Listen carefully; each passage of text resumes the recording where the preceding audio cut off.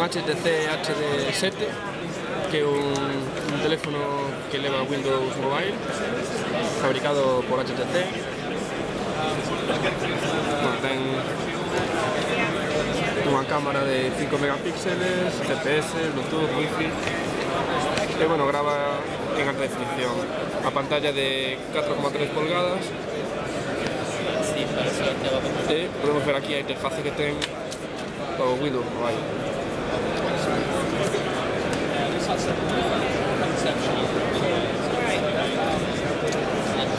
Se escoites unha persoa, pois ponche os seus datos, o correo, o Facebook.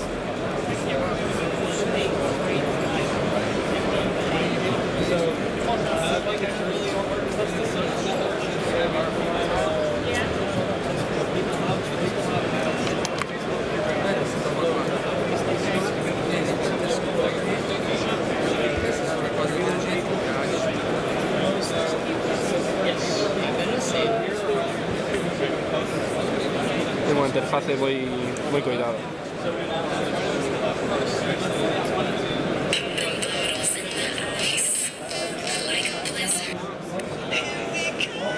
Podes cambiar de canción e tanto lado como arrastrar.